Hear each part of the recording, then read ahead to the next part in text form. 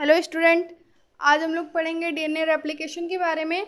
देखिए, कभी कभी लैंग्वेज का थोड़ा मसला फंस जाता है कि जैसे हमसे डीएनए रेप्लिकेशन पूछ लिया और हम जानते हैं तो हम लिख लेंगे, लेकिन अगर वहाँ पे द्विगुणन रख दिया या फिर प्रतिकृतियाँ रख दिया तो हम नहीं लिख पाते हैं, जबकि हमको आंसर पता होता है तब भी क्वेश्चन की वजह से।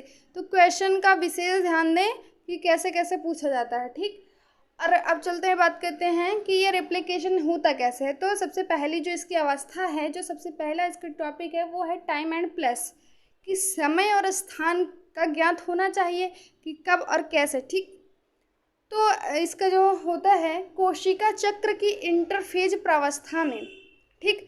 जब कोशिका चक्र चलता है तो उसकी जो इंटरफेज प्रावस्था आती है, इस समय जो गुणसूत्र होते हैं वो न्यूक्लियोप्रोटीन तंतु के रूप में होते हैं और डीएनए रेप्लिकेशन केंद्रक में होता है। ये क्वेश्चन हो सकता है कि बन ही जाए कि डीएनए रेप्लिकेशन कहाँ होता है, तो डीएनए रेप्लिकेशन केंद्रक में होता है, ठीक।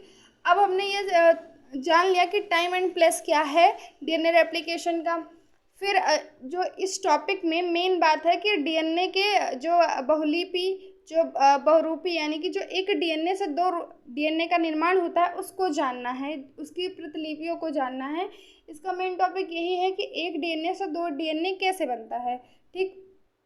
तो देखो, एक डीएनए से हूबहू दो डीएनए प्रतिलिपियों का बनना, इस टॉपिक में जो डीएनए द्विगुणन या रेप्लिकेशन या प्रकृतियन है, इसमें यही जानना है कि जो डीएनए है वो दो प्रतिलिपियां कैसे बनाता है, ठीक है। चलिए स्टार्ट करते हैं। पहली स्टेज हम जानेंगे, स्टेज बाई स्टेप मैंने लिखा है ताकि समझ में आए, ठीक।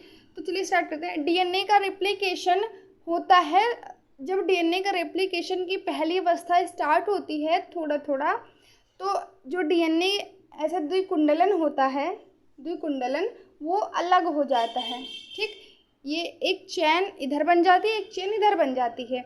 ये पहली अवस्था है कि जब डीएनए का रेप्लिकेशन होना स्टार्ट होगा तब जो डीएनए है वो चैन के रूप में अलग हो जाएंगे, ठीक। अब दूसरी अवस्था क्या है, अलग अलग टेम्पलेट नए डीएनए बनने के लिए तैयार होते हैं। कहीं जाने के लिए तैयारी ज़रूरी है, कहीं भी किसी स्थान पे जाने के लिए, तो ये जो डीएनए हैं ये टेम्पलेट के जो टेम्पलेट हैं वो नए डीएनए बनने के लिए तैयार होते हैं।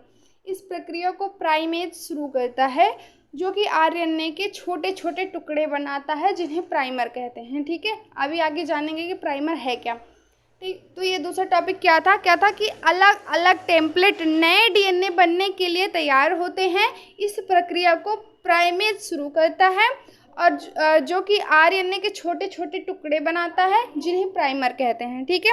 अब तीसरी जो इसकी स्टेप है वो क्या है कि डीएनए पॉलीमरेज प्राइमर को जोड़ना शुरू कर देता है। फिर तीसरी, पहले स्टार्ट होता है, ये अलग हो जाते हैं, उसके बाद जो है ये डीएनए डीएनए बनने के लिए तैयार रहते हैं और जो आरएनए होते हैं वो छोटे छोटे टुकड़े में हो जाते हैं और ये कौन करता है, प्राइमेज करता है, जिन्हें प्राइमर कहते हैं, ठीक। और तीसरी अवस्था में फिर क्या होता है, फिर डीएनए पॉलीमरेज प्राइमर को जोड़ना शुरू कर देते हैं।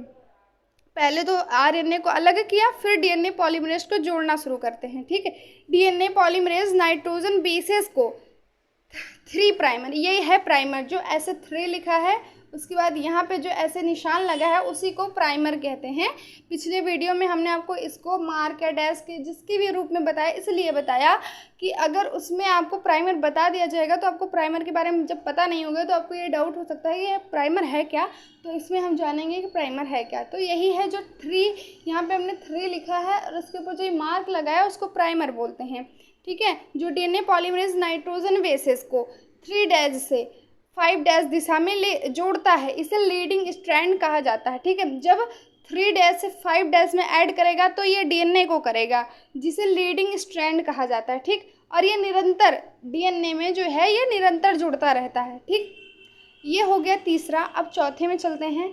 दूसरा स्ट्रैंड जो है लैगिंग स्ट्रैंड होता है। दूसरा स्ट्रैंड क्या है, लैगिंग स्ट्रैंड होता है, इसे लीडिंग स्ट्रैंड, ठीक है, या निरंतर नहीं बनता। जो तीसरा होता है, चौथे में हमने देखा कि जो दूसरा होता है, पहला स्ट्रैंड जो है वो इसमें निरंतर निर्माण होता रहता है और दूसरे में ये निर्माण निरंतर नहीं होता, क्योंकि इसका निर्माण खंडों के रूप में होता है, जिसे ओकाज़की फ्रैगमेंट कहते हैं, ठीक है। इसे क्या कहते हैं, ओकाज़की फ्रैगमेंट।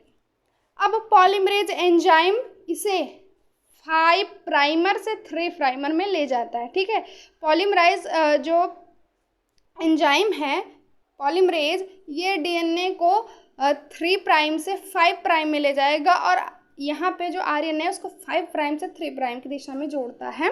इसके बाद जो लाइगेज एंजाइम जो दोनों फ्रेगमेंट हैं उनको आपस में जोड़ देता है। ठीक है, इसको जोड़ देता है। उसके बाद जो है इस प्रकार एक डीएनए से 2 डीएनए का निर्माण हो जाता है। यही है डीएनए द्विगुणा। जितना भी क्वेश्चन इसमें आ सकता है, आने की संभावना है इस टॉपिक पे, केवल इसी में से आ सकता है, इसी में से पूछा जाएगा बस, केवल इसी में से। ठीक है, जितना यहाँ पे लिखा हुआ है। ठीक, एक टॉपिक और बचा है, उसके बाद ये चैप्टर एंड।